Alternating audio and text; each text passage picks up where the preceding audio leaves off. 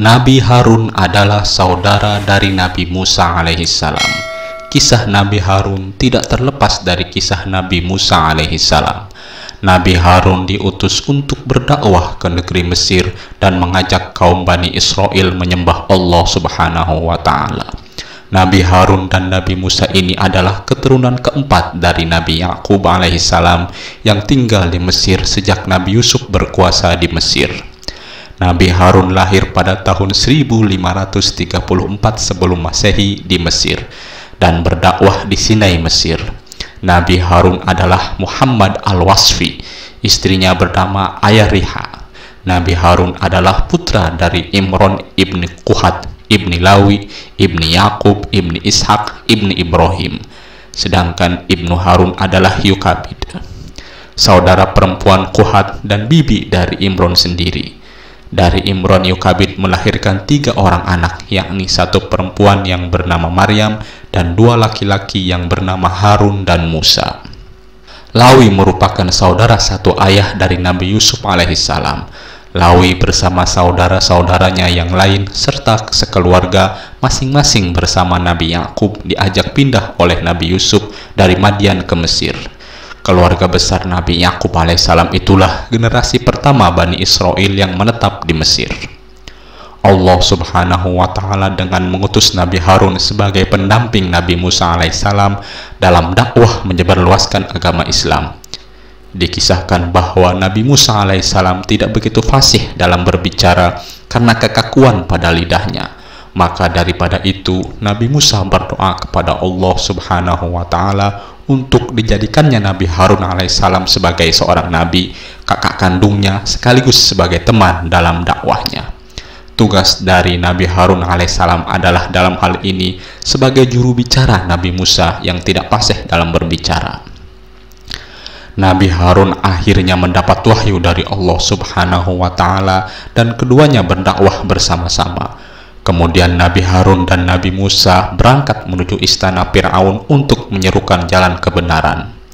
Sebenarnya Nabi Musa dan Nabi Harun alaihissalam merasa takut apabila mengingat kebengisan dan kekejaman Fir'aun. Mereka harus menghadap raja yang durhaka itu dan mengajaknya bertaubat kembali kepada Allah Subhanahu wa Ta'ala.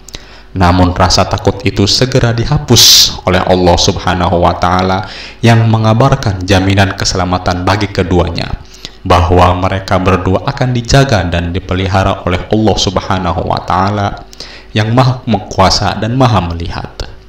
Nabi Harun dan Nabi Musa tidak henti-hentinya menyampaikan dakwah agama Allah Subhanahu wa Ta'ala kepada Raja Fir'aun dan para pengikutnya.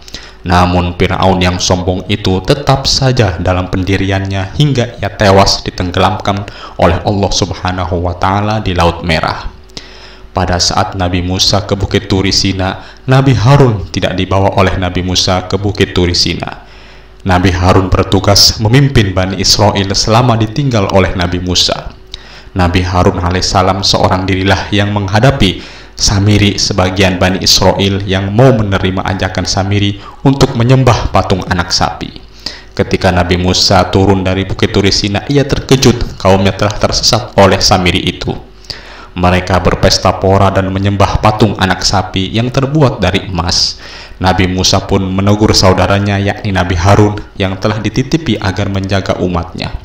Nabi Harun alaihissalam berkata bahwa ia sudah memperingatkan kaum Bani Israel namun tak menanggapinya, karena Nabi Harun alaihissalam dianggap orang yang lemah. Setelah diselidiki, ternyata Samirilah orang yang mengajak orang-orang Bani Israel itu membuat patung anak sapi dan menyembahnya. Nabi Musa marah, kemudian Samiri diusir oleh Nabi Musa, tidak boleh bergaul dengan masyarakat. Sebab Samiri terkena kutukan, jika ia disentuh atau menyentuh manusia, maka badannya akan menjadi demam atau panas. Itulah siksa di dunia untuk Samiri. Adapun siksa nanti di akhirat, ia akan dimasukkan ke dalam neraka. Nabi Harun dan Nabi Musa yang saat itu akan masuk ke kawasan Kanaan mendapatkan penolakan.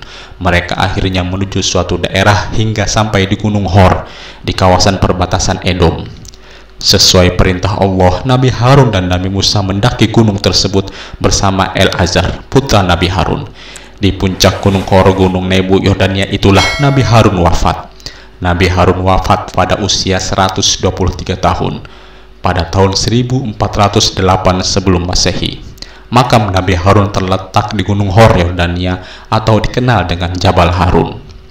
Itulah tadi sejarah singkat tentang Nabi Harun alaihissalam.